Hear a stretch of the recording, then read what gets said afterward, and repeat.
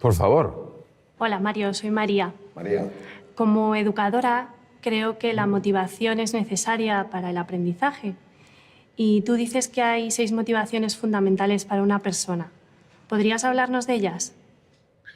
Sí, es una gran pregunta. La motivación es lo que nos mueve a la acción. Y hay efectivamente 6 motivaciones que además están presentes en las distintas culturas. Es una mezcla de nuestra naturaleza y también el entorno cultural. La primera es la motivación de estar en entornos seguros, de poder controlar lo que pasa, de saber que el suelo que pisamos es un suelo firme. La segunda es una motivación de sentirnos reconocidos, sentirnos valorados, de tener un cierto estatus. La tercera es de pertenencia al grupo, es decir, que lleguemos a un sitio y sintamos que nos acogen, que no nos desprecian, que no nos marginan. La cuarta motivación es una motivación al desafío, al reto. Si en la vida no hubiera retos, María, sería muy aburrida. Yo sé que a veces nos gusta mucho estar en la zona de confort, pero durante un tiempo. Al cabo de un tiempo no hay quien lo aguante. Entonces ese reto, ese desafío es una motivación importante. La quinta motivación es la de crecer, mejorar y progresar. Y la sexta es la de contribuir al bienestar de otras personas, el tener una vida con propósito. Lo más importante son las motivaciones fundamentales que nos mueven dentro de las 6. Si una persona toda su fuerza la lleva a la aventura, la lleva al descubrimiento, al reto, y sin embargo no cuida un poco la motivación de la seguridad, pues a lo mejor se puede meter en aventuras insensatas, ¿no? Entonces hay un equilibrio natural que hace que las personas nos mantengamos de alguna manera en una línea razonable.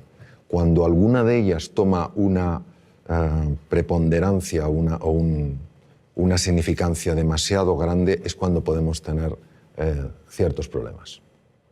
¿Respondí, María? A ti. Hola, Mario, soy Lorenzo y soy maestro, y veo que hay jóvenes en la familia y en la escuela que todavía no han descubierto sus talentos, ni siquiera saben que tienen talentos. Entonces la pregunta es, ¿cómo podemos captar esos talentos y cómo podemos potenciarlos? Fíjate, si nadie se ha dado cuenta, ni en la familia, ni en la escuela, que ese joven tiene talento, yo diría que el problema no está en el joven, está en la familia y en la escuela. Es decir, eso es lo primero que tenemos que ver, que todos tenemos la responsabilidad de buscar el talento, de conectar y de ayudarle a florecer. Pues fíjate, el talento, una forma de descubrirlo es curiosa. El talento viene muy marcado por algo que se te da especialmente bien, pero es tan natural en ti que nunca le has dado importancia.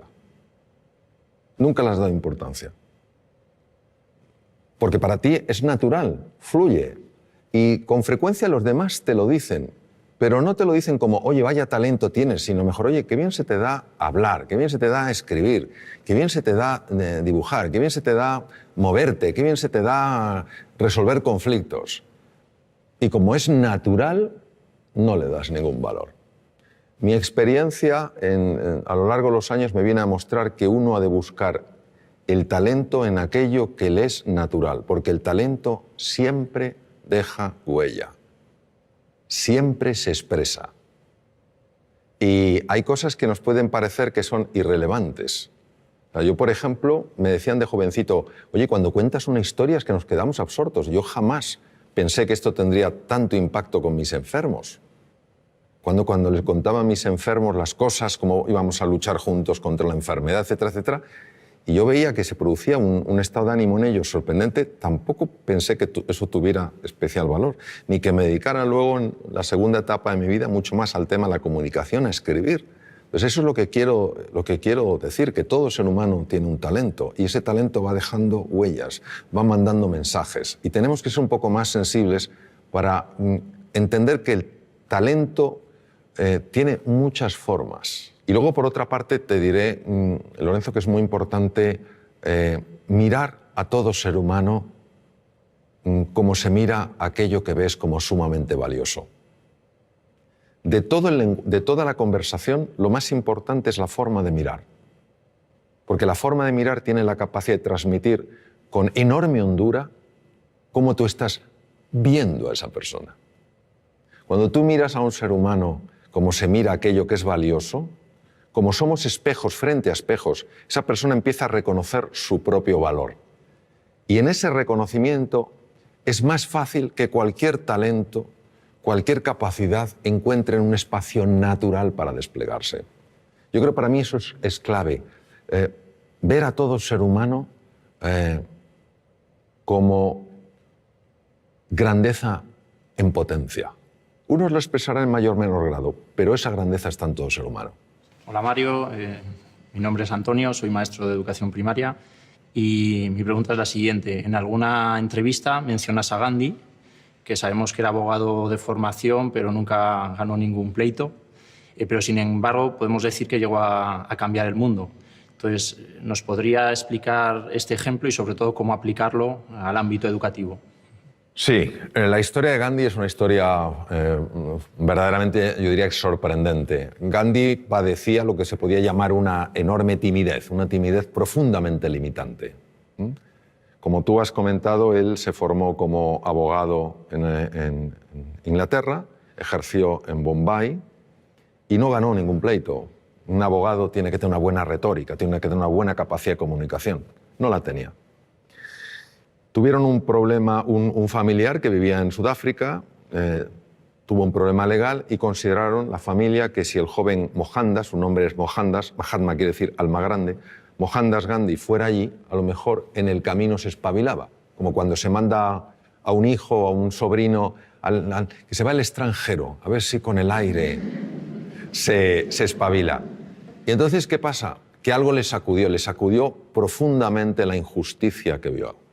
Y este es un punto clave, porque cuando el corazón de un ser humano es tocado con tal nivel de impacto, el cerebro empieza a operar de una forma radicalmente distinta. Entonces Gandhi fue un hombre que ya ni siquiera movilizaba a la gente por su capacidad de comunicación, su simple presencia ya movilizaba. ¿Qué nos quiere decir esto? Nos quiere decir un poco pues lo que hemos estado hablando antes, que no cabe duda que el elemento genético cuenta, ¿cómo no va a contar? No es el definitivo.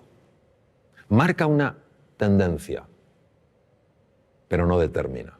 Influye, pero no determina. ¿Qué ocurre? Que para que uno dé la vuelta a esa tendencia tiene que tener una fuerza, una motivación. Antes preguntaba María por la motivación. Una motivación lo suficientemente potente para que el cerebro empiece a trabajar de una manera radicalmente distinta. Es lo que te diría. Por eso nunca hay que dar a nadie por perdido. Imaginemos que hubieran dicho, este Mohandas, que no sabe ni siquiera hablar en un juicio. El ser humano siempre nos va a sorprender. Es lo que te diría yo. Y enhorabuena por tu profesión porque es preciosa. Y a la edad en la que tú intervienes, el impacto es impresionante. Impresionante. Mi nombre es Pablo y te quería preguntar ¿cuál es para ti la clave de la educación? Querer a los niños. Para mí la clave de todo en la vida es querer.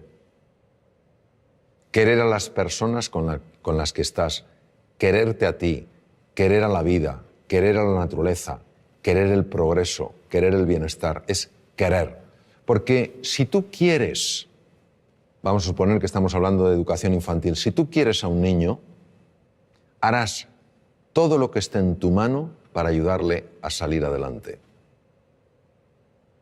Si tú quieres a un enfermo y le quieres de verdad y no sabes hacer una operación quirúrgica determinada, buscarás a una persona que la haga mejor que tú. Es querer. Donde el ser humano entiendo que tiene un desafío es en el querer, pero en el querer de verdad a la otra persona. Querer que salga adelante, querer que florezca, querer que sea plenamente feliz. Y cuando esto se ha aplicado en entornos como la medicina, los enfermos están más sanos. Cuando se aplica en la empresa, la gente es más feliz. Cuando se aplica en la universidad, se aplica en el colegio, se aplica en la escuela, los niños tienen mejores resultados. Para mí esa es la clave. Querer, y si me dijeras, y otra, creer. Creer. Y es fundamental que entendamos que creer, la fe, no es un acto del entendimiento, es un acto de la voluntad. O sea, si fuera el entendimiento, ¿para qué necesito la...? Si lo veo, pero elijo eso. Elijo tratar a las personas como si todas tuvieran potencial, aunque no lo hayan expresado. Y eso se transmite con la mirada, se transmite con el gesto, se transmite con la respuesta que tenemos ante el error, la respuesta que tenemos ante el acierto, el acompañamiento que llevamos a cabo. Creo que a veces complicamos mucho las cosas. Creo que lo verdaderamente valioso es tremendamente sencillo. Y yo creo que son cuatro principios que si se aplican, querer a las personas, creer en ellas, valorarlas y potenciarlas. Si hacemos eso, a mí personalmente me parece que todo funciona. Si no les queremos, no creemos en ellos, no les valoramos y no les potenciamos, pues yo creo que tenemos otra historia. Yo soy padre de 2 hijos, cada uno diferente. El cociente intelectual solo influye en un 8% aproximadamente del éxito en la vida. ¿Qué es el otro 92%? ¿Cómo conseguimos el otro 92%? Bueno, vamos a ver, Juan. Cuando se habla de porcentajes, hay que entender que siempre hablamos de forma aproximada. Eso es como cuando a veces me dicen, oye Mario, ¿es verdad que solo se utiliza el 1% del cerebro? Digo, ¿es que acaso conocemos cuál es el 100%? Si no conocemos cuál es el 100%, no podemos saber lo que es 1%.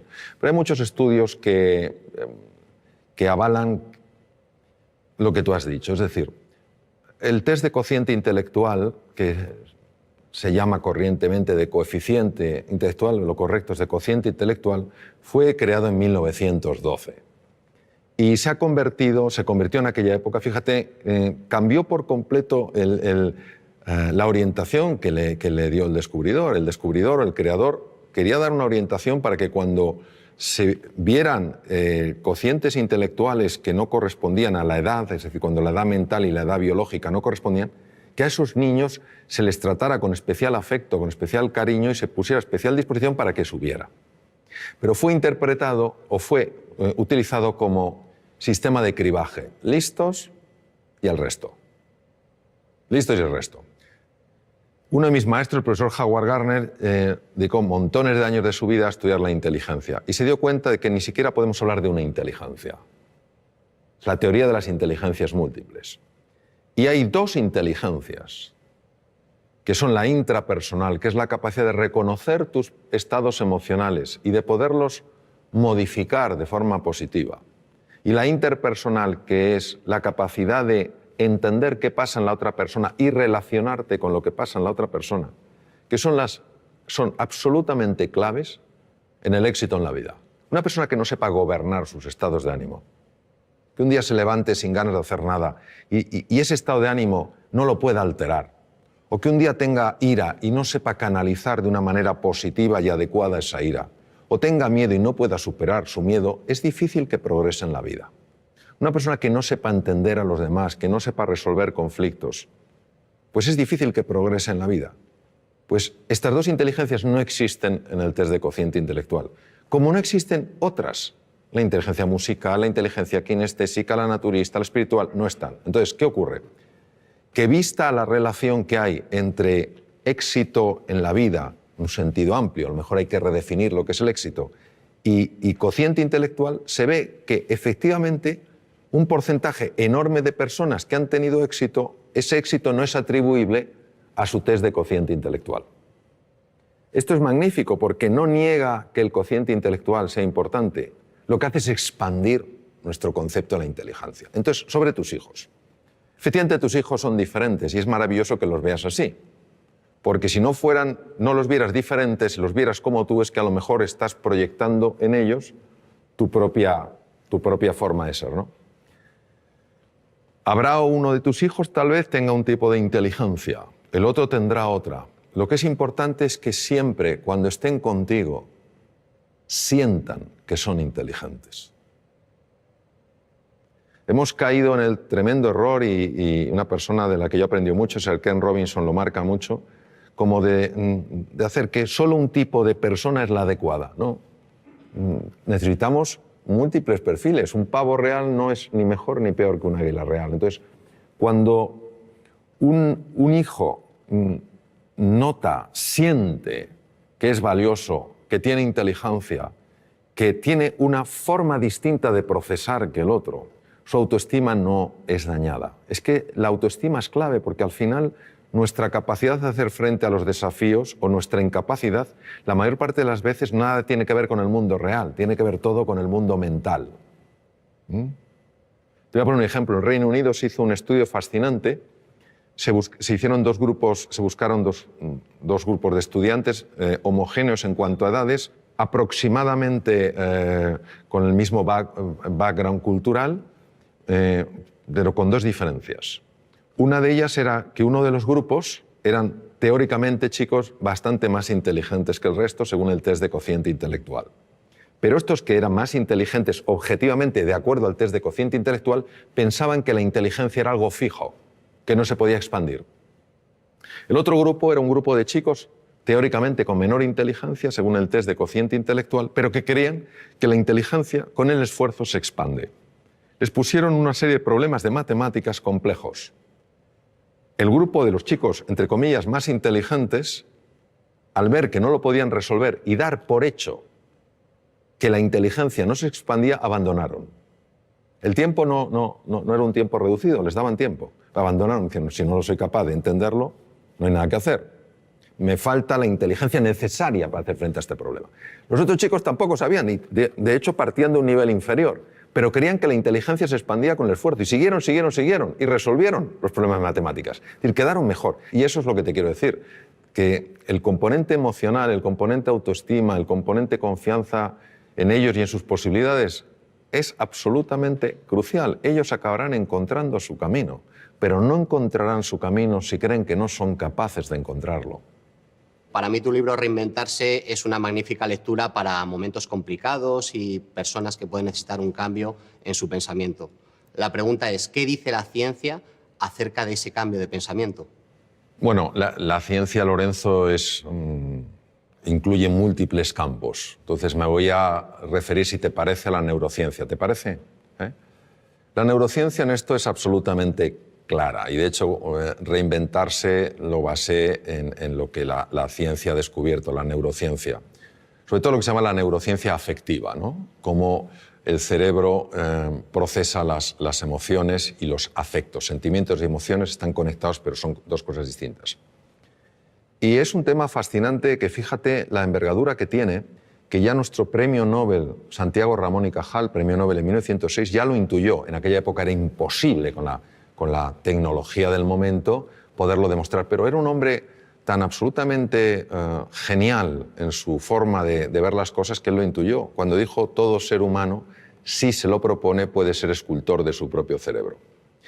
Las personas muchas veces no cambiamos no porque no se pueda cambiar, sino porque no estamos dispuestos a hacer lo que hay que hacer para cambiar. Ni tenemos el nivel de inspiración y de ilusión suficiente como para estar verdaderamente comprometidos y levantarnos después de cada caída, ni tenemos una estrategia que funcione y que podamos aplicar, ni a veces tenemos la disciplina necesaria para ir incorporando ciertas prácticas en el día a día. Cuando uno tiene la inspiración, es decir, ves una posibilidad en tu vida que dices, oye, si esto apareciera en mi vida, oye, voy a otro nivel. Cuando tenemos una estrategia que no tiene que ser ni sofisticada ni compleja, sino sencilla, estos son los pasos que he de seguir. Y cuando tú cada día te vas entrenando, es inevitable que se produzca un cambio en la citoarquitectura del cerebro. Es inevitable. Se forman nuevas conexiones, se forman nuevas vías y se forman nuevas neuronas, al menos en dos lugares. Uno no viene al caso porque no tiene, en principio, demasiada relevancia en el mundo en el que estamos hablando, pero el otro sí, que son los hipocampos. Los hipocampos, de alguna manera, no solo procesan mecanismos muy complejos en relación con la memoria, sino que también controlan unos núcleos que se llaman núcleos amigdalinos, donde está el núcleo central del miedo. Es decir, hacen que veamos las cosas con menos miedo. Todos nosotros podemos cambiar, podemos activar genes, podemos desactivar genes, podemos crear nuevas conexiones. Entonces, ¿qué nos dice?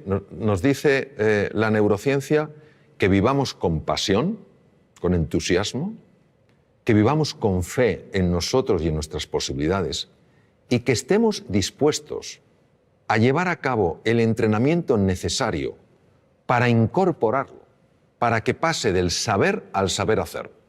Y cuando uno está con personas realmente relevantes en el mundo del deporte, en el mundo de la ciencia, te das cuenta de la disciplina que ponen en su vida. Todos los días se entrena. No hay un día que digan, no, hoy no me entreno. Se entrenan un poquito. Y eso es una maravillosa oportunidad porque quiere decir que nuestro pasado no tiene por qué predecir nuestro futuro. Si una persona quiere cambiar cómo ha vivido hasta ahora, lo puede hacer. Ahora necesita estos ingredientes. Un verdadero entusiasmo, una motivación que le genere el compromiso, una estrategia que sea razonable, no tiene que ser compleja, y una práctica constante para que al final no haya nada que creerse, porque tú mismo lo puedes verificar. Por ejemplo, yo aprendí inglés ya siendo un adolescente, y para mí el inglés era absolutamente imposible. O sea, es que no me entraba nada. Y lo que me entraba no se me quedaba. Y lo que a lo mejor se me quedaba luego no lo recordaba. Con lo cual era ultra frustrante. Y parecía que eso era un muro que no se podía romper. Sin embargo, yo tenía una enorme ilusión porque sabía que si yo aprendí inglés, yo tenía un buen expediente académico, si aprendí inglés, a mí la Facultad de Medicina me podía becar a distintos hospitales del mundo. Y eso fue mi pasión. ¿Qué estrategia tenía? Pues en aquella época, yo ya tengo mucha juventud acumulada, en aquella época había un libro que era muy básico, no había sistemas tan avanzados como el Vaughan y todo esto, había un sistema muy básico que era un manual y me ponía a leer las lecciones. 10 minutos todos los días, con esa pasión y con la ilusión de que se me quedara algo. Y pasó un año, me presenté al primer examen y claro, ellos me preguntaban en inglés y yo contestaba con el libro. Entonces, claro, se me acaba diciendo, pero este hombre nos contesta una cosa distinta. Pero es lo que yo tenía. Entonces, claro, pero yo seguí y al año y medio se me abrió la cabeza y empecé a absorber el inglés como si fuera una esponja marina. Hoy casi me manejo también en inglés como en español. Entonces, lo que te quiero decir es que si fui capaz de romper ese muro partiendo de la incapacidad absoluta de entender, o sea, no es que para mí el inglés fuera difícil, es que era imposible. Pero que necesité una inspiración. Estuve 2 años, 10 minutos todos los días, de forma ininterrumpida, ni siquiera cuando me duele la cabeza, estuve enfermo con gripe, catarro, etc., nunca lo dejé. Entonces, claro que se puede cambiar, ahora estamos dispuestos a hacer ese esfuerzo, pero tiene que ser algo realmente ilusionante. Y ahí, obviamente, hubo un cambio en la estructura cerebral clarísimo, porque si no es incomprensible. O entre medias me hicieron un trasplante cerebral y yo no me enteré. Que es también una posibilidad. Hola Mario, soy Adelaida. Como madre de 2 hijas, nos ocupamos en casa de decirles que son queridas, a pesar de que no se coman toda la comida que tienen en la mesa, a pesar de que cometan equivocaciones, incluso a pesar de que discutimos y peleamos. El caso es que tienen dificultades cuando se enfrentan a situaciones nuevas. Entonces, ¿cómo podemos hacer nosotros como padres para ayudarles a que se enfrenten a esos miedos? Pues viendo que nosotros nos enfrentamos a los nuestros. ¿Sabes lo que pasa? Yo también tengo 3 hijos y resuena mucho conmigo o resuena mucho en mí lo que dices tú. Es difícil que los hijos aprendan valentía de los padres, porque les queremos tanto que nuestro miedo a que les pase algo, nuestro miedo a que sufran, nuestro miedo a que lo pasen mal, hace que muchas veces tomemos una actitud hiperprotectora. Y a veces son amigos suyos otros familiares los que dicen atrévete, prueba esto, etcétera, etcétera. Entonces, yo te diría, en relación a tu pregunta, es decir, como madre, ¿qué puedes hacer? Bueno, en primer lugar, entender que es normal que nuestros hijos se den golpes, es normal que nuestros hijos experimenten frustraciones y es normal que experimenten dolor, si no, no hay crecimiento. Y a veces los tenemos un poquito entre palmitas, como que no le pase nada, no vaya a sufrir. No. Yo lo que te diría es que hagas 3 cosas. Lo primero es valorarles. Tú ya les estás valorando. Les valoras como personas. La segunda es desafiarles. Es importante que les desafíes para que ellos crezcan. Y la tercera es acompañarles. Es decir, que muchas veces no se sientan solos en el desafío. Hay desafíos que verdaderamente para todo ser humano y en unos niños el que corresponde a su edad, da mucho miedo. Si se sienten acompañados, lo cual no quiere decir llevarles de la mano, si se sienten acompañados se atreven mucho más.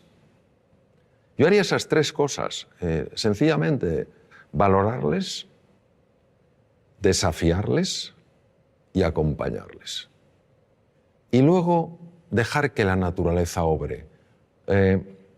La realidad y el mundo real, al menos como yo lo veo, es mucho más benevolente que el mundo mental. El mundo mental nos monta unas historias. Yo creo que es experiencia de muchos, si no de todos los que estamos aquí, como cuando alguna cosa nos ha dado miedo y hemos dicho, tengo que hacerlo, y le hemos dicho, pero si no era para tanto. Si no era para tanto. El miedo tenemos que verlo no como un oponente, sino como un compañero imprescindible para crecer. Cuando una persona siente miedo, estamos hablando de los miedos habituales, no estoy hablando de ante el depredador. Cuando una persona siente miedo es porque está tocando las barreras, los límites de su zona de confort. Y esa es la llamada para estirarse. Esa es la llamada para crecer. Toda la magia está fuera de la zona de confort. Todos tenemos miedo. En una ocasión, un piloto, hace muchos años, en norteamericano, los mejores pilotos de Boeing 747, los Jumbo, le preguntaron qué sentía al despegar con 400 pasajeros. Y él dijo, miedo. Y el que entrevistó dijo, Dios mío, ¿pero cómo puede tener usted miedo? Así que dijo, no, yo tengo miedo, que no es lo mismo que el miedo me tenga a mí. Cuando yo tengo miedo, tengo un nivel de atención, un nivel de alerta, un nivel de eficiencia que no tendría si para mí fuera algo banal, estaría mucho más despistado. Ahí estoy atento. Pero el miedo no me tiene a mí, es decir, yo no estoy en pánico. Es completamente diferente. Entonces ese puntito tenemos que verlo. Luego que vean en ti también, como yo procuro, con mis errores, por supuesto, que vean en mí que hay una coherencia entre lo que decimos y lo que hacemos. Porque al final nuestros hijos no van a hacer lo que les digamos, van a hacer lo que vean. Hola Mario, mi nombre es Fernando y soy director pedagógico en un colegio. Mi pregunta está relacionada con el micromundo que es siempre un aula. ¿Por qué es tan importante el estado de ánimo de alumnos y profesores en el proceso de aprendizaje y qué estrategias podemos utilizar para conseguir que ese estado de ánimo sea el óptimo? Me gusta especialmente de tu pregunta que incluyas tanto alumnos como profesores, porque creo que es importantísimo valorar el estado de ánimo del profesor. Un sistema educativo que no valora el estado de ánimo del profesor, creo que se equivoca profundamente. El profesor es el elemento más importante del sistema educativo. No es la tecnología, no es el aspecto de las aulas, ni el tamaño de los campos deportivos. Es el profesor. Y si un profesor ha perdido el ánimo, ánimo es alma, se ha desanimado, es importante ayudar a esa persona a que recupere el ánimo porque, primero, es una profesión importantísima. Segundo, porque lo necesita para estar bien y lo necesita para enseñar bien. E igual pasa con el alumno. Si un alumno ha perdido el ánimo, es muy difícil que pueda captar nada. ¿Por qué es tan importante? Nosotros somos hijos de Descartes. Y Descartes, filósofo del siglo XVII, padre de la filosofía racionalista, obviamente fue un hombre muy brillante. Sin embargo, dijo algo que penetró mucho en el inconsciente colectivo y vivimos de acuerdo a aquello. Él hablaba de que había procesos mentales, res cogitans, y elementos físicos corporales, res extensa, y que no se comunicaban prácticamente. Esto nos ha llevado a pensar que el aprendizaje, el conocimiento, pues es una cosa fundamentalmente intelectual, cognitiva, y el elemento emocional era un tema de pasada. Si estabas a gusto, bien, pero tampoco afectaba. Uno de mis maestros, Antonio Damasio, escribió un libro precioso con un gran componente científico, se llama El error de Descartes, donde claramente muestra que si tú aboles, dañas la parte emocional, inevitablemente estás perturbando y dañando seriamente la parte cognitiva. Cuando se estudia la neurociencia afectiva, se ve que una persona, por ejemplo, que haya perdido el ánimo, que esté desilusionada, que esté desesperanzada, que se sienta impotente, no tiene el mismo riego cerebral que una persona que se sienta con ilusión, que se sienta con ánimo y se sienta con ganas. Las zonas más anteriores del cerebro, lo que se llaman áreas prefrontales, que son esenciales en el mantenimiento de la atención, en la memoria, en el aprendizaje y en la creatividad, son muy dependientes del estado emocional. Por eso una persona entusiasmada, con un proyecto, ilusionada, que se siente a gusto, acompañada de gente que cree en ella, etcétera, etcétera, es una persona mucho más inteligente, mucho más creativa y mucho más emprendedora. La misma persona, si le cae el ánimo, si se siente incapaz, etcétera, no importa si es capaz o no, no ejercitará esas capacidades porque las tiene abolidas. El cuidado del ánimo, del estado de ánimo, en alumnos y profesores es clave. Entonces, a veces nos embelesa la tecnología.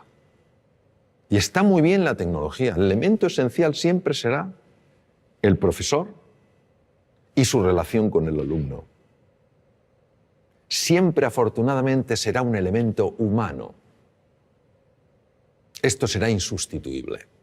Entonces, por eso me parece clave. Cuando uno sabe que esto es importante, lo puede cuidar. Entonces, ¿qué se puede hacer? Lo que se puede hacer es, sencillamente, crear un espacio de verdadera escucha donde las personas, sin ningún tipo de miedo, puedan transmitir lo que sienten y lo que necesitan, y no tener que ocultárselo. Y si un profesor dice, he perdido el ánimo, es importante creer en esa persona, valorarla, desafiarla y acompañarla a que lo recupere. Si ni siquiera esa persona transmite que ha perdido el ánimo, porque no siente que hay un espacio dispuesto a escuchar eso, ¿cómo la vamos a ayudar? Si un alumno en un momento determinado se siente desanimado, qué importante es que pueda transmitírselo a un profesor para que le ayude. Tenemos un concepto absolutamente obsoleto de lo que es la inteligencia, lo que es la creatividad. Creemos que son capacidades fijas. El propio Daniel Goleman hizo un estudio en un barrio de Boston. Yo ejercí como cirujano en Boston. Un barrio que se llama Roxbury, que es un barrio muy complicado. Niños con cocientes intelectuales muy bajos. Empezó a ilusionarles, empezó a motivarles, empezó a hacerles creer en sí mismos y en sus posibilidades. Pasado unos meses, les volvieron a hacer un test de cociente intelectual, que lo lógico es que hubieran sacado la misma puntuación y algunos sacaron 20 puntos más. Entonces, lo que no podemos es creer que el ser... Qué bien lo decía Ortega y Gasset. Decía, el ser humano no es un participio, sino un gerundio. No estamos hechos del todo, sino que nos vamos haciendo. La inteligencia se va haciendo, la creatividad se va haciendo, todo se va haciendo. Y la conexión es el ánimo que tienes, la ilusión. Pues curiosamente esto, a pesar de toda la investigación que hay que lo refuerza, sigue siendo en muchos medios una rareza. Es como una conversación que no se tiene. Parece que estamos en el siglo XVII. Que hemos avanzado mucho tecnológicamente, pero no tenemos el tipo de conversación que a lo mejor podríamos tener para tocar temas de esta envergadura. Y no hay nadie que no tenga momentos con el ánimo caído y necesite que alguien le ayude a levantarlo. Si lo podemos expresar con confianza, si podemos abrir nuestra vulnerabilidad sin sentirnos en peligro, es que todos ganamos. Eso es lo que yo te diría. Hola, Mario. Me gustaría que nos contaras algunas técnicas, consejos o pautas que transmitir a nuestros hijos cuando se ponen nerviosos ante un examen? Esa situación de estrés, de nervios que vivimos, ¿cómo manejarla? El estrés es un campo muy amplio y de gran calado. Entonces, yo lo que te diría es que la razón por la que nos ponemos nerviosos la mayor parte de las veces no es por el hecho en sí, sino por la historia que nos estamos contando acerca del hecho. Es decir, hay un examen y esto obviamente es una prueba. Vamos a ver, si no tienes ni idea del contenido, es normal que estés nervioso. Es decir, pero eso ni lo estamos considerando aquí. Es decir, una persona que se va a un examen y no ha estudiado nada, ya le puede decir, ponte a hacer un poco de mindfulness, no te va a venir la ciencia infusa. No te va a venir la ciencia infusa. O sea, no te va a venir la ciencia infusa. Entonces, estamos hablando de una persona que por lo menos ha hecho un esfuerzo, tiene un cierto conocimiento del contenido y lo que quiere es expresarlo bien. ¿Por qué se pone especialmente nerviosa esa persona? Por lo que se está contando a sí misma. Hay un diálogo interno que es absoluto ruido mental que está diciendo, anda que si sale la pregunta que no te sabes, anda que si no lo escribes bien. Es un discurso que ha sido fotografiado con técnicas de resonancia funcional magnética en cuanto a activación de centros cerebrales, ¿no?, que corresponden a ese discurso, ¿no? Yo te diría que hay varias cosas que sabemos que ayudan a reducir ese estado de ruido, vamos a llamarlo ruido mental, es decir, ese nerviosismo como consecuencia de ruido mental. En primer lugar es hacer ejercicio físico. El ejercicio físico por sí solo tiene la capacidad de reducir el ruido mental. El ejercicio físico no implica apuntarse a un gimnasio, sino moverse más. En segundo lugar, poderlo hablar con alguien de confianza, poder hablar el sentir, poder contar el sentir. Y a veces, si no tienes a nadie, escribe lo que te preocupa, pero en un papel tan pequeño que casi no lo puedas ver. Porque el cerebro está interpretando que si puedes poner el problema en un tamaño tan pequeño es que el problema no es tan grande. ¿Vale? La siguiente cosa que te diría es que se entrenen en una cosa que cada vez tiene, pero por pura lógica, más difusión, que es todo lo que es los estados contemplativos de la conciencia, que no es más, o mindfulness, que lo único que significa es que se entrene en prestar atención a las cosas que son reales, como su respiración, como las sensaciones del cuerpo, porque el otro es mental. Entonces, cuando la narrativa no recibe la misma atención, empieza a tener menos impacto. Y hay una cosa que es clave en el adiestramiento, y yo he visto su tremenda eficacia, que es acostumbrarte a traer la atención al aquí y a la ahora. Es decir, por ejemplo, vamos a suponer que uno de tus hijos está preparándose para el examen y está nervioso como puede estar uno de los míos y cualquiera de nosotros. Esto es una cosa que todos podemos compartir y relacionarnos perfectamente con esa situación. Entonces, claro, empieza a pensar, no, si hubiera estudiado más, si ya me lo decía mamá, no veas tanta tele y estudia un poco más, y no lo he hecho. Anda que si ahora lo hago mal el examen, fíjate qué cosa, qué truco tan sutil y demoledor de lo que se llama la mente dualista. Te está llevando para atrás a lamentarte y te está llevando al futuro a preocuparte. Te priva de fuerza en el presente. Y una cosa que procuro entrenar todo lo que puedo es cuando veo que me estoy lamentando de algo del pasado, inmediatamente vengo al presente. Porque caemos en la tentación de pensar que cuando miro atrás para lamentarme de algo no lo volveré a repetir. Es mentira. Es un truco para que te sientas fatal. Eso es como cuando uno ha decidido reducir su ingesta, lo que come, y llega el momento del postre. Y se acerca el camarero y te dice, por cierto, la especialidad aquí son los postres. Y entonces tímidamente preguntas, ¿no tendrá algo de chocolate? Y dice, señor, la mejor tarta de chocolate del mundo. Entonces es como un deseo irrefrenable de comerte esa tarta de chocolate. Entonces te la comes y cuando te la has comido empiezas a sentirte culpable. No me la tengo que haber comido. Es la misma mente jugando de tal manera que te tenga siempre atrapado. Primero, hace que esa tarta de chocolate sea absolutamente tentadora. Y lo segundo, hace que te sientas culpable. Yo me pregunto, ¿hay alguien que por sentirse culpable ha cambiado alguna conducta? No. Llega la próxima tarta de chocolate y vuelves a caer. Entonces, lo que te quiero decir, cuando se habla tanto del aquí y el ahora, parece que tiene una connotación metafísica o filosófica. No es así, es tremendamente práctica. Cuando tú estás aquí y ahora, la mente no tiene la capacidad de meter tanto ruido. Lo que genera nervios es la mente. Pongamos el ejemplo de un opositor. Este sí que es un examen donde una persona se juega 3, 4, 5 años de estudio, 13 horas diarias, saliendo como mucho un día o medio día a la semana y hipotecando toda su vida profesional a ese examen. 300 temas, se lo sabe. Llega, le dan al bombo, tema 120 y se queda en blanco. Se retira, se levanta la silla, se va y justo le sale el tema 120. ¿Se lo sabía? Sí. ¿Por qué no ha salido? Porque la narrativa ha empezado a decirle, nunca serás notario. Ese es el problema. Es un entrenamiento. Porque hay que ir en contra de un condicionamiento mental previo. El tema es, ¿cuánto nos va a costar? Yo no creo que esa es la pregunta. La pregunta es hasta dónde nos puede llevar. Hola Mario, soy María. ¿Nos podrías contar qué es el mindfulness y cómo funciona? ¿Y qué evidencias científicas tiene? Sí, claro que sí, María. Lo que pasa es que lo voy a contar de una manera muy visual, porque yo creo que lo vamos a ver mejor. Vamos a suponer que tú y yo estamos dando un paseo, entramos en un parque y vemos un lago, no muy grande, pero un lago.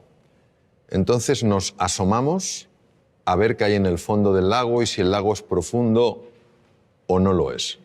Pero no podemos ver el fondo. ¿Por qué no lo vemos, María? Porque está el agua turbia. Muy bien. Una de ellas es que el agua esté turbia. Si el agua está turbia, no podemos ver el fondo. Y si el agua no estuviera turbia, sino que fuera absolutamente cristalina, ¿por qué no vemos el fondo? Pues a lo mejor no vemos porque ese agua está agitada. Vamos a suponer que conseguimos que ese agua se serene, que ese agua se tranquilice. Entonces podemos ver el fondo, que puede tener una gran profundidad, ¿verdad? ¿Y qué hay en el fondo? En el fondo puede haber grandes tesoros, ¿no? Me permito recordar que algunos de los mejores tratamientos oncológicos que hay en la actualidad se han obtenido de esponjas marinas. Hay grandes tesoros, grandes oportunidades y también podemos ver cosas pues, que no tendrían que estar ahí. Plásticos, basura en el fondo del mar que está haciendo daño a la naturaleza, ¿correcto? Eso es lo que hace el mindfulness. Nuestra mente está agitada y como está agitada, no vemos nuestro potencial ni tampoco vemos aquello que nos está lastrando.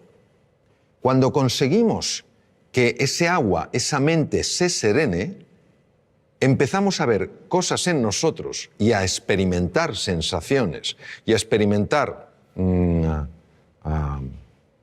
realmente descubrimientos, revelaciones, en el sentido de cosas que estaban veladas y se ven, que tienen un poder transformador en la vida. Y también empiezas a ver aquellas cosas que no habías visto de ti y que realmente te están haciendo la vida difícil. Y a veces, para poder limpiar un poco el agua, hay que descubrir dónde está la suciedad. Esto es lo que permite el mindfulness. El mindfulness es un ejercicio puro de la atención para serenar esa mente que por razones que todavía no conocemos está agitada. Y como está agitada, no podemos reconectar con nuestro potencial oculto, ni sabemos por qué tantas cosas que son pequeñas nos alteran de una manera tan grande. El mindfulness ya está descrito en la literatura india desde el Bhagavad Gita de hace 3.500 años, cuando Krishna le dice al príncipe Arjuna, la mente es difícil de manejar como el viento, y cuando cerca del Nepal el príncipe Gautama Siddhartha, Sakyamuni Buda, el primer despierto según el lenguaje sánscrito, descubre que el dolor es parte de la vida, pero el sufrimiento lo genera este movimiento en la mente. Y que la forma de combatir ese sufrimiento es estabilizar la atención, alejándola de esa narrativa, de esa rumiación constante, de ese ruido que nos impide reconectar con lo que somos. La evidencia científica, pues mira, la evidencia científica es aplastante. Aplastante tanto en la neurociencia contemplativa, que es la que se dedica a estudiar el efecto en el cerebro de los estados meditativos, como en la fisiología cardíaca, en la endocrinología, en la neurología. Es que, fíjate, detrás de muchísimas enfermedades, por no decir de todas, hay un factor que puede pesar más o menos y que es la ansiedad. La ansiedad es generada por el ruido mental. La Universidad de Harvard es pionera en el mundo estudiando esto. Entre el 60 y el 90% de las consultas a médicos generales tienen como uno de los factores clave emociones perturbadoras. Vivir en la ansiedad, vivir en la desesperanza, todas estas cosas. Entonces, eso es lo que hace el mindfulness. A nivel de cerebro, pues por ejemplo, a nivel de cerebro unas cosas que hace es reducir el volumen de la amígdala. La amígdala, que no son estas, están en el cerebro. La amígdala es un núcleo que contiene grupos de neuronas muy relacionadas con el miedo y con la ira. Se ha podido observar con resonancia funcional magnética, que es una técnica de imagen para ver las partes más activas, una reducción en el volumen de la amígdala. Es decir, una persona que practica este ejercicio de atención plena es menos propensa a vivir en miedo y en ira. Imaginemos lo que es esto para la humanidad. En segundo lugar, se ha visto un aumento del tamaño de la corteza prefrontal del lado izquierdo, que es muy importante, por ejemplo, porque tiene un enorme impacto en el sistema de defensa del cuerpo, el sistema inmune. Otra cosa que se ha visto es que un sistema que se llama sistema red neuronal por defecto, que es la que hace que estemos distraídos, empieza a amortiguarse y otra red, que se llama red ejecutiva central, es mucho más activa, es decir, favorece que te des más cuenta de lo que pasa. Esto es importante, por ejemplo, para reducir la incidencia de accidentes. Se ha observado, por ejemplo, cambios en el sistema de defensa, en el sistema inmune. Gente que ha practicado mindfulness sin tener experiencia previa en absoluto, durante 5 días a la semana, a lo largo de 2 meses, 20 minutos cada día, han tenido aumentos entre el 12 y el 20% del sistema inmune. Alguien dirá, pues eso no es mucho. Ah, que te suban el sueldo un 12, un 20%. Mirad lo contento que te pones. Claro, una subida de un 12%, un 20% del sistema inmune es que no te cojas una gripe, o no te cojas un catarro, o si estás lidiando con un tumor, que tu cuerpo sea mucho más agresivo. Mejoras en el tubo digestivo. Te voy a contar una cosa que es alucinante. A mí me lo parece. El tubo digestivo controla el 80% del sistema de defensa del cuerpo. Está ahí. El tubo digestivo constituye otro cerebro, complejísimo, con 500 millones de neuronas. Cuando una persona está súper-tensa, cuando una persona está llena de ansiedad, empieza a producirse el paso de sustancias feas, quiero decir, nocivas, desde la luz del intestino delgado y a veces del colon, a la sangre. Y pueden dar lugar a procesos inflamatorios generalizados que ya se están empezando a relacionar como uno de los factores, uno solo, que podría tener su conexión con el Alzheimer, por ejemplo. Hace más difícil el control de la glucosa. Es alucinante. Entonces, cómo el mundo emocional, perturbado por una mente agitada, acaba afectando todo el cuerpo. Hay estudios, por ejemplo, la aplicación de mindfulness a personas que están diagnosticadas de esclerosis múltiple, que es una enfermedad degenerativa del sistema nervioso, y se reduce la aparición de brotes, evoluciona por brotes. Son menos intensos. Se está aplicando un montón de cosas, es decir, y además por centros tremendamente serios, donde la investigación no es cuestionable ni anden buscando especiales resultados, sino que están muy bien controlados. Lo que pasa es que esto, que tiene 3.500 años de antigüedad, solo le hemos dado una credibilidad cuando una serie de científicos se ha decidido a estudiar qué ocurre en el cerebro y en el cuerpo cuando una persona entra en estos estados de enfocarse en el aquí y en el ahora. Y también nos ayuda a darnos cuenta de la jaula de grillos que tenemos en la cabeza. Y que es una cosa difícil de creer. Que te pasa una cosa que te disgusta por la mañana y te está rumiando hasta la noche. Pues parece que somos vacas. Y que el simple hecho de parar eso hace que el organismo, que tiene una capacidad natural de recuperación, pueda recuperarse. No hay nada mágico aquí. Bueno, sí hay mágico. Que la vida es mágica.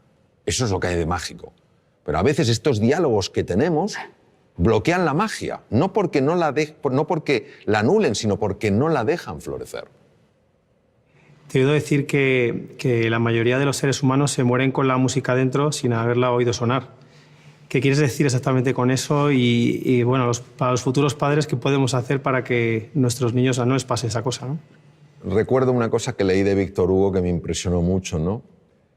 Víctor Hugo decía, el problema nuestro no es que nos vamos a morir, es que no sabemos cómo vivir. Y había un filósofo danés, Søren Kierkegaard, que decía, la vida solo se puede vivir mirando hacia adelante, solo se puede entender mirando hacia detrás. En los momentos donde ya esta existencia nuestra se acaba y una persona mira hacia atrás, y lo sabemos sobre todo por los escritos de Elisabeth Kübler-Ross, que estuvo con muchas personas en esa situación, uno se da cuenta de la cantidad de cosas que podía haber hecho y no hizo. Cuando yo hablo de la música, yo creo que todo ser humano tiene música. Lo que pasa es que está acostumbrado no a oír su música, sino a oír su ruido. No tiene nada que ver el ruido con la música. Y si te das cuenta y ves una partitura, si todas las notas fueran pegadas una detrás de otra, no tendríamos música, tendríamos ruido. Lo que hace que tengamos música es que haya espacios de silencio. Son esos espacios donde no hay ninguna nota los que permiten que en vez de ruido haya música.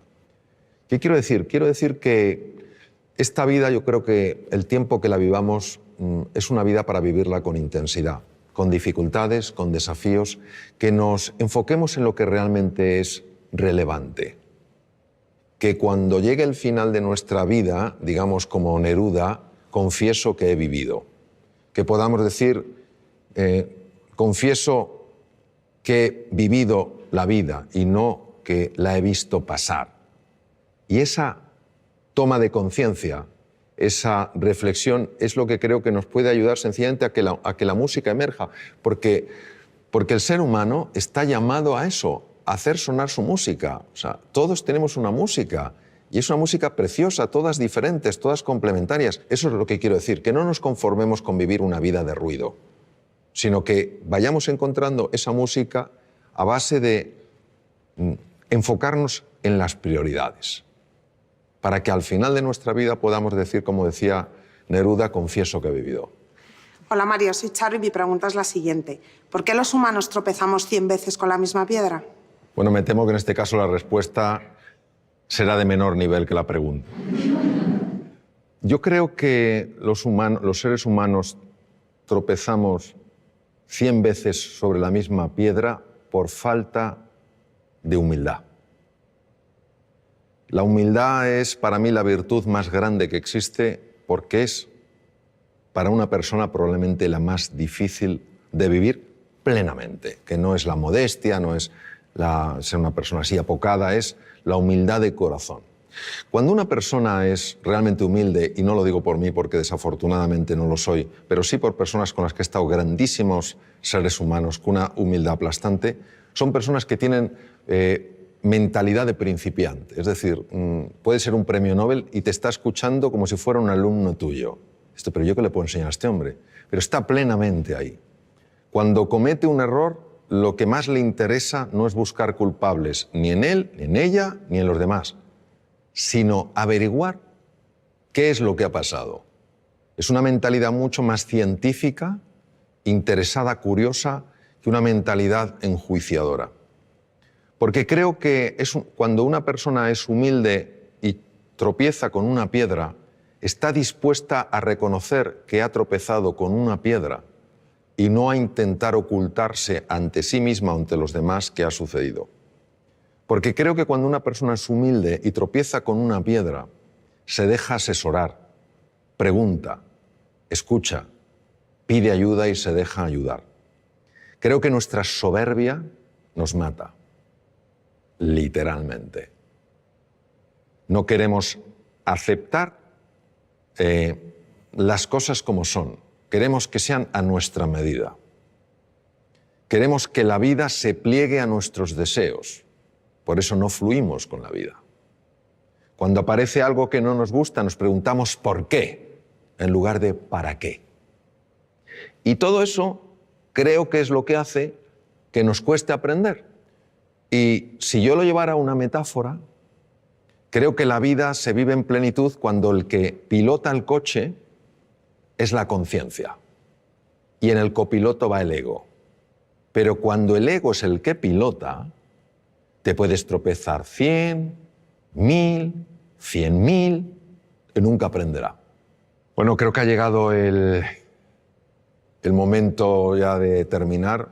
Aparte de expresaros mi profunda gratitud por las dimensiones tan amplias y profundas de vuestras preguntas, pues un poco resumir, tal vez desde otro ángulo, lo que hemos estado hablando, que es que el ser humano es indivisible. O sea, una persona puede tener un hígado, pero una persona es más que su hígado. No somos casos clínicos interesantes, sino seres humanos completos. Y que la faceta física, el cuidado del cuerpo, de la nutrición, el hacer ejercicio físico es muy importante. La faceta mental, dormir bien, dormir suficiente es importante. Es más importante dormir que comer, fisiológicamente hablando. Que la faceta mental es clave, que tenemos que aprender todos a gestionar mejor nuestra mente, a enfocarnos en lo esencial, a usar un lenguaje que nos ayude, no que nos anule, a interpretar las cosas de una forma que nos permita salir adelante, no quedarnos atascados, ¿no? Que el elemento afectivo es esencial, buscar lo positivo en las cosas, más que los porqués, los paraqués, más que los esques, pues tal vez los hayques, a lo mejor más que solo me queda, pues los aún me queda, ¿no? Y que luego hay una dimensión espiritual en la existencia humana que es muy importante y que nos abraza a todos, que es la vida con propósito, es decir, que nuestro propósito no es solo experimentar la felicidad, sino ayudar a otros seres humanos también a ser felices. Decía Martin Buber, un magnífico filósofo alemán, decía que se puede vivir como si fueras el centro de una circunferencia o se puede vivir como si fueras el centro de una elipse. Qué bonito, porque la elipse tiene dos centros, tú y yo, y así es como se construyen nosotros. Yo creo que todos en la dimensión espiritual lo que estamos llamados es a construir un nosotros, ayudarnos en este viaje fascinante que es la vida, en nuestras distintas facetas, y que la educación, se valore o no, es increíblemente valiosa.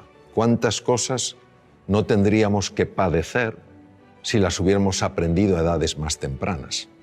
¿Cuántos conflictos no surgirían si los hubiéramos aprendido a resolver en un entorno escolar cuando éramos más jovencitos? ¿Cuántos dones conoceríamos si los hubiéramos descubierto? Entonces, la educación es tarea de todos y yo creo que nuestra responsabilidad es, cada uno en la medida de sus posibilidades, ayudar a valorar verdaderamente no solo la importancia de la educación, sino la enorme importancia del maestro, la enorme importancia de la relación con el estudiante, valorar al estudiante porque es la persona que está en el momento cumbre de la vida para aprender y descubrir, y entender que esto puede dar un gran sentido a nuestra vida, porque no es solo lo que nosotros logremos, es también el legado que vamos dejando y que puede afectar a muchas generaciones. Tú cambias un sistema educativo, lo mejoras y eso puede tener un impacto como cuando tiras una piedrecita en un estanque y las ondas se extienden por todas partes. Pues eso, os animo a que cada uno, donde esté, como pueda, en la manera en que vea, viva de acuerdo a unos principios que en el fondo lo único que buscan es darle al ser humano su verdadera dignidad y su grandeza. Gracias.